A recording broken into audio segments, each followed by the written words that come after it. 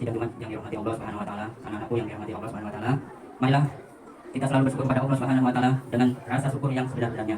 Bersyukur atas nikmat Allah Subhanahu wa taala yang telah diberikan kepada kita semua, sehingga setiap hari kita diberikan kesehatan, setiap hari kita masih sehat.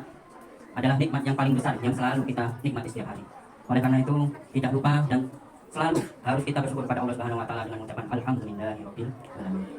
Karena nikmat Allah ketika dicabut satu saja, misalkan pilek, itu hidung mampet, nggak bisa bernafas, tidur tidak bisa nyenyak karena ada yang mampet ataupun sebagainya, bisa nyambung ke pusing atau terus lagi ke demam dan lain sebagainya. Sakit gigi, mungkin anak-anak ada yang pernah merasakan sakit gigi, bagaimana rasanya? Itulah salah satu nikmat Allah Subhanahu wa taala yang dicabut. Yang selama ini kita merasakan sehat, yang selama ini kita merasakan enak saja makan pedas, makan manis, makan asam, nikmat semuanya. Ketika sakit gigi, apa yang kita rasakan? Nah, itulah yang seharusnya kita sadari dan kita syukuri sebagai umat muslim. Umat muslim yang selalu beriman kepada Allah Subhanahu wa taala. Karena itu selalu kita diajarkan, terutama anak-anak siswa SD kebutuhan 1 itu selalu bersyukur pada Allah Subhanahu wa taala. Sekecil apapun itu. Ya. Ketika ada sakit, kita akan merasakan enggak enak apapun itu. Matanya kelilipan saja sudah enggak enak. Apalagi sampai sakit mata, tidak bisa melihat, tidak bisa membaca dan lain sebagainya. Kepala pusing dan lain sebagainya tidak enak. Badan sakit juga tidak enak. Mau ngapa-ngapain tidak enak. Mau belajar dipaksa ujian tidak akan maksimal. Seharusnya bisa menjawab sampai 10, cuma jawab sampai 5 karena udah pusing dan lain sebagainya. Itulah sebagai contoh nikmat Allah Subhanahu wa taala. La in syakartum la azidannakum wa la in kafartum inna adzabi lasyadid. Barang siapa yang bersyukur pada Allah, nikmat yang telah diberikan oleh Allah kepada manusia, maka dia akan ditambah nikmat tersebut. Dan barang siapa yang kufur, mengingkari, tidak bersyukur, nikmat itu akan Allah cabut. Yang kedua, yaitu marilah kita selalu bersalawat kepada Rasulullah SAW, serta kepada keluarganya, kepada sahabatnya, kepada umatnya. Termasuk kita sebagai umat Nabi Muhammad SAW, patut kita selalu mengucapkan salawat kepada beliau.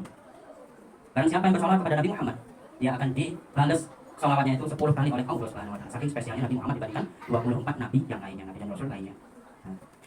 Bahkan setiap sholat kita selalu mengucapkan Allahumma sholli ala Muhammad wa ala ali Muhammad kama sholaita ala Ibrahim. Jadi dua yang kita sholawatin ya.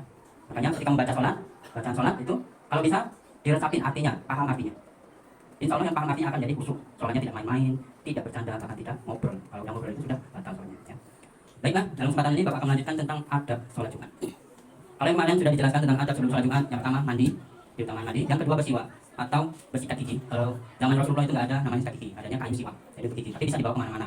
Ya. Tapi kalau sekarang bisa juga diganti dengan odol-odolnya siwak atau sikat gigi. Karena kebersihan gigi ya tadi kembali lagi. Kalau sakit gigi tidak enak. Yang selanjutnya mengenakan pakaian terbaik, pakaian bersih, pakaian muslim. Kita bertemu dengan pejabat, dengan Pak Kades, dengan Pak Guru harus sopan, harus rapi. Apalagi bertemu dengan Allah, harus bersih, harus wangi. Ya, jadi itulah sebagai adab sholat Jumat.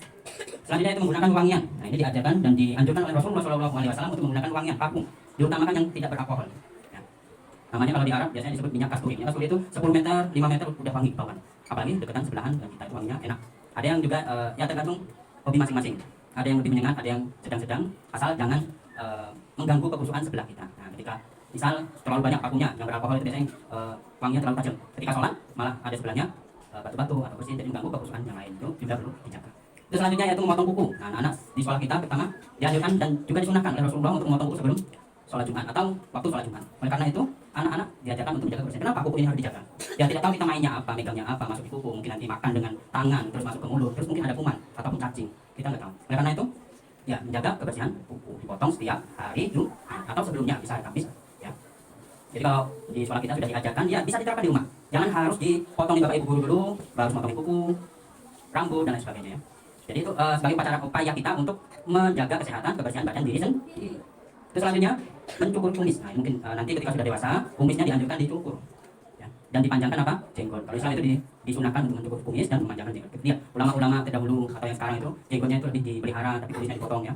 Dan juga dirapatkan. Ya. Biar itu yang diajarkan Rasulullah. Nabi Muhammad juga panjang, jadi jenggotnya panjang, kumisnya dipotong. Ya. Semakin kita menjalankan sunnah itu biasanya kita menganggap orang itu aneh. Salah satunya tadi jenggot, ini panjang aneh. Padahal kalau sekarang itu juga termasuk tren, ada yang digayain dan lain sebagainya, malah berewokan dan lain sebagainya, itu keren. Nah itulah sebagai salah satu untuk mengamalkan sunnah Rasulullah. Untuk selanjutnya, segera ke masjid, nah, lebih awal ke masjid untuk mendapatkan pahala lebih banyak. Kalau kemarin ibaratnya yang pertama kali akan berangkat ke masjid, dia akan mendapatkan pahala lebih banyak. Misal, ibaratkan kalau berangkat ke Jakarta naiknya pesawat, berarti lebih cepat berangkat. Kalau terakhir nanti naik sepeda misalkan ya. Kalau pertama naik pesawat, kedua naik mobil, ketiga naik motor, keempat naik sepeda, yang terakhir mungkin jalan kaki. Nah, itulah semakin kita pertama sekali datang di khusus di sholat Jumat ya, nanti dia akan mendapatkan pahala lebih besar. Apalagi ketika mengikuti sholat Jumat dengan baik, tertib, insya Allah pahalanya akan berlipat ganda. Selanjutnya mendengarkan khutbah. Sebelumnya sholat sunnah sebelum sholat Jumat. Jadi diutamakan melaksanakan sholat sunnah, baik itu tahiyatul masjid ataupun qobliyah. Qobliyah itu sebelum sholat wajib.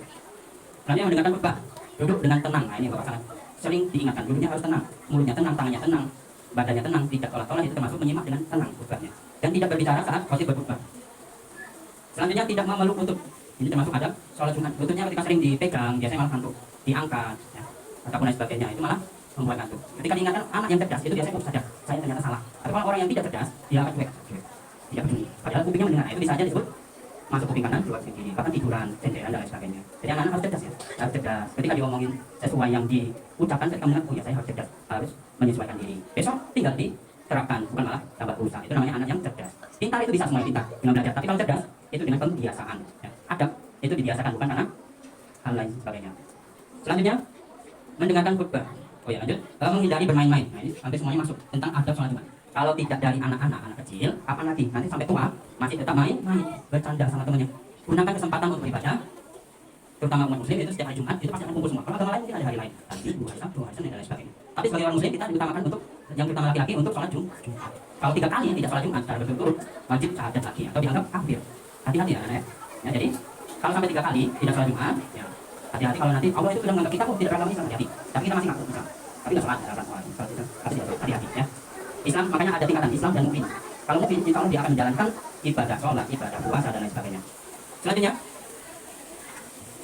sholat sunnah setelah sholat Jumat. Ini insya Allah yang sudah ditulis di sini, bahkan sudah disebar di beberapa tempat, dibacakan di beberapa tempat. Kita itu sudah melakukannya semua, diajarkan di sekolah ini, ya. Diajarkan, diingatkan. Itu salah satu mengajarkan untuk kita sama-sama mampu belajar. Tapi kadang anak-anak itu ketika diingatkan itu tidak mau nurut. Nah, itu yang kurangnya.